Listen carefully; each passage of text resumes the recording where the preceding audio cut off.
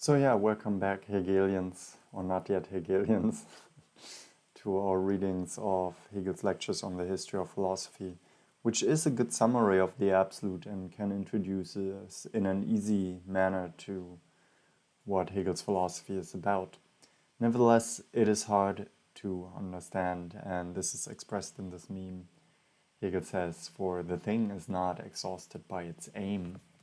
And that is an interesting thing because we also say that philosophy in general has an aim, but this aim, in a sense, is itself, its self-repetitive structure. That is not what it is entirely and fully if it does not go through all the stages of achieving the aim. And you might now say in a quite Schopenhauerian fashion, I have to sneeze again, what? Um, and then Hegel responds but by its elaboration, nor is the result the actual whole, but only the result coming together with its coming. So, and the idea of reason is that it always has to actualize a potential. So it will never be complete. And its aim is to actualize itself. But once it actualizes itself, it has to actualize itself again. The aim by itself is a lifeless universal, while the tendency is a mere drift that as yet lacks its actuality. So I don't want to explain that anymore, but we could easily ask Hegel, what the hell are you talking about? And this just goes on and on and on, and there are more memes about that. And just to say in general, so Hegel's idea that they can't criticize your philosophical system if they can't even understand it may be true, I don't know, but just to say we should normalize that we don't understand Hegel. And this includes myself. Nevertheless, let's jump back to the text. And now we come to the application of the foregoing treatment of philosophy. We already read it a little bit, I will just repeat. So the first result, which follows from what has been said, laws of development and the concrete that somehow resolve the contradictions that we're dealing with. So the first result, which follows from what has been said, is that the whole of the history of philosophy is a progression impelled by an inherent necessity, and one which is implicitly rational and a priori determined through its idea. And here we have a sense of implicitly rational, right? It's not yet made explicit. So we want to discover the rationality of the history of philosophy by reconstructing it in a way that it occurs rational to us, and there is no other way to do that. We have to follow the path of rationality if we want to do something at all. Otherwise, it's just contingent and has no meaning. So our goal is that contingency must vanish on the appearance of philosophy. This is our goal of philosophy, to discover truth, and therefore we have to cut off contingency. It's history.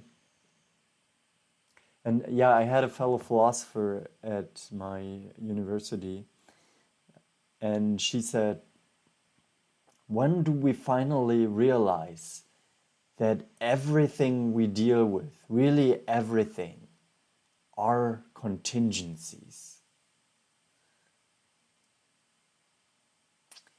And this is like kind of performative contradiction, which I still accept.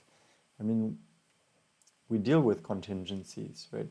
But our goal is to discover the universal in them. Otherwise, I claim we can't discover anything.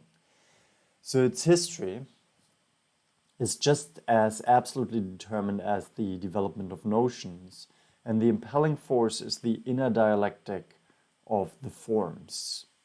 So what is this dialectic of the forms? Is it like that in nature there's embedded an idea that is the internal engine by which everything runs? I don't think that's what he means. He just says what we think, when reason tries to grasp itself, is that it discovers its own forms by which it operates. And therefore, there's a tendency that we understand ourselves better and better. So the finite is not true, nor is it what it is to be. Its determined nature is bound up with its existence. So we are not, of course, interested in the finite, but in the infinite. But the inward idea abolishes these finite forms. So we always try to get beyond what is finite, beyond the limitedness of a certain cognition at a certain moment in history. We try to turn what is abstract into the concrete. A philosophy which has not the absolute form identical with the content must pass away because its form is not that of truth. So yeah, when we have philosophies that are finite in their determination, they will pass away because what philosophy really aims for is truth, and truth is eternal. What follows secondly from what we have said is that philosophy has been and still is necessary. Thus none have passed away, but all are affirmatively contained as elements in a whole. So now, when we reconstruct philosophy and we see it's not about contingency, we see that they all belong to a whole that we actually think. But we must distinguish between the particular principle of these philosophies as particular and the realization of this principle throughout the whole compass of the world. The principles are retained, the most recent philosophy being the result of all preceding, and hence no philosophy has ever been refuted. So all the philosophies that are refuted are only refuted in the sense of the greater whole of philosophy, and therefore philosophy is refuted and on a higher standpoint is not refuted. What has been refuted is not the principle of this philosophy, but merely the fact that this principle should be considered final and absolute in character. And so it's important to mention here that Hegel is not a philosopher of principles. He doesn't think that we can condense the truth of the universe or anything to principles.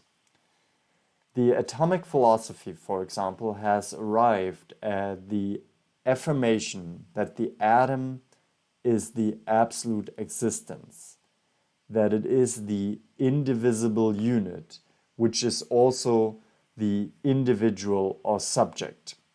So here we have a particular philosophy that is called atomism, and there the individual existence of small particle is the most important point. Seeing then that the bare unit also is the abstract being for self, the absolute would be grasped as infinitely many units.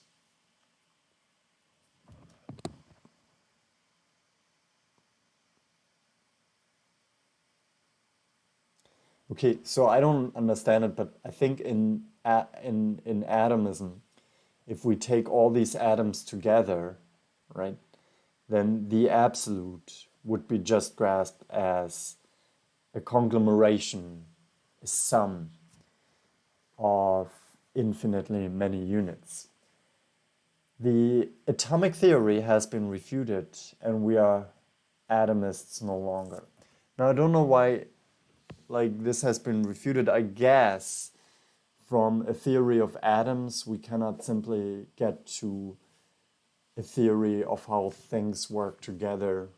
We need some additional formal principles or something where we explain wholes. You probably know the statement like, the whole is more than the sum of its parts. I guess these are some arguments against the atomists. I'm pretty sure Hegel will present these arguments in his lectures in deeper detail. Point here, however, is that atomists were refuted in terms of how they posited their principles as absolute. Let's go on. Mind is certainly explicitly existent as a unit or atom, but that is to attribute to it a barren character and qualities incapable of expressing anything of its depth. The principle is indeed retained, although it is not the absolute in its entirety. So we can use these principles, right? We just should not claim that they are absolute. That's the only point. This same contradiction appears in all development.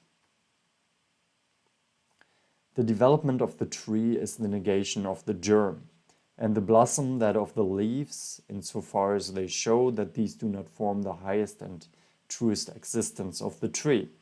Last of all, the blossom finds its negation in the fruit, yet none of them can come into actual existence excepting as preceded by all the earlier stages. So here we have the question of what is a tree, and if we say, well, the absolute tree is the tree at a certain historical point where it develops, then what about the seed? That's not a tree. What about the blossom? And what does it mean when the tree dies? Does the tree just end? No, it develops in form of a new tree. So it's a progression of different states that negate the former states, right? So the seed becomes the small plant, the plant becomes the outgrown tree, and then the tree produces blossoms that negate the former stages of the tree. But all of them belong together, and nothing is absolutely independent in a historical moment of time. And that is also how we have to understand philosophy, so that all the parts that develop through a series of stages of how this tree develops are necessary. We have to see them as necessary, because without them, the later parts wouldn't have developed. Can we therefore a priorically say how such trees develop? No. Just by knowing some forms that are, by the way, derived from how we observe the tree, we cannot say how the tree will develop. So this necessity is applied retrospectively, after the fact. Our attitude to a philosophy must thus contain an affirmative side and a negative. When we take both of these into consideration, we do justice to a philosophy for the first time. We get to know the affirmative side later on, both in life and in science. Thus we find it easier to refute than to justify.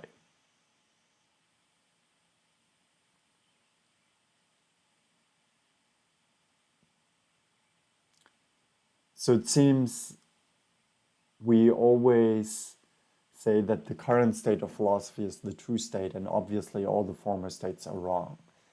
I guess that's what he is saying. So we are always on the affirmative side of our historical moment, but don't see how it is also a negative moment in a future development when it gets refuted.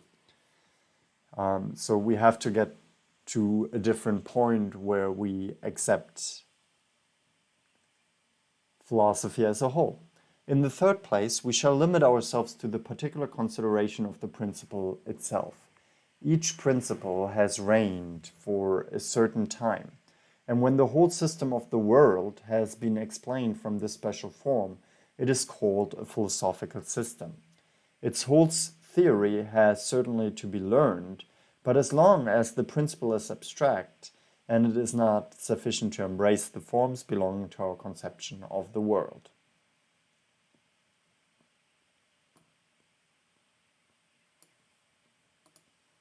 So we are talking now about the considerations of the principles of philosophy themselves. And he says that principles occur in their particular time, and they try to understand the special forms that are particular to that time.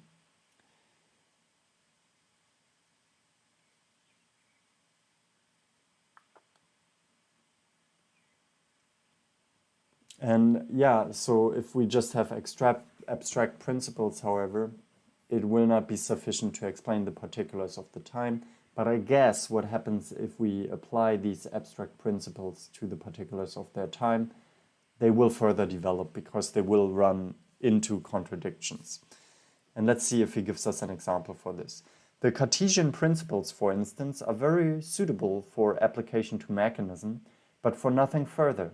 Their representation of other manifestations in the world, such as those of vegetable and animal nature, are insufficient and hence uninteresting. Therefore, we take into consideration the principles of these philosophies only But in dealing with concrete philosophies, we must also regard the chief forms of their development and their application. The subordinate philosophies are inconsistent. They have had bright glimpses of the truth, which are, however, independent of their principles. So, yeah, with regard to Descartes, I don't know what he means, but I think what he says is that it explains the mechanistic universe very well in terms of, I guess, causation and result. But with regard to organisms, where we cannot clearly say what is the cause and what is the result, it does not work. One example for that is usually brought in by Kant, but I guess he has it from somewhere else. Like, what is the cause for the leaves? Is it the roots? Or are the leaves the roots for the are the leaves the causes for the roots? So this is a question where you can reconstruct causality in both directions, and where a principle of mechanism doesn't work that easily. So, and in this sense, we always have to see that principles are overcome by a higher truth that indeed is independent from these principles. And this is exemplified in the Timaeus of Plato, a philosophy of nature, the working out of which is empirically very barren, because its principle does not as yet extend far enough, and it is not to its principle that we owe the deep gleams of thought they're contained. Okay, so this should be all very clear. I just go quickly through it. It's also good we make some meters today. In the fourth place, it follows that we must not regard the history of philosophy as dealing with the past, even though it is history. It does not deal with the past, it deals with the present of the past, right? The scientific products of reason form the content of this history, and these are not the past. So they are not in time, in a sense, okay? History is not in time, but it's a certain kind of historicality that also, for example, Heidegger points out. What is obtained in this field of labor is the true, and as such, the eternal. It is not what exists now and not then. It is true not only today or tomorrow, but beyond all time. And in as far as it is in time, it is true always and for every time. So in case we reconstruct the eternal as being in time, it has to be true for all times. But this would not be a principle, it would be something else. And we just get glimpses of the truth within time. But if we eliminate time and we come to real history, we get to the eternal. But the question is, how should the eternal be thought? Should it be based off of the form of time? I would deny that. So the eternal is something entirely different from what we usually think as a finite succession of stages in time.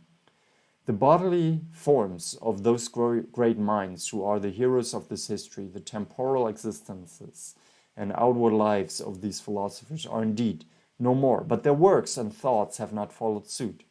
For they neither conceived nor dreamt of the rational import of their works.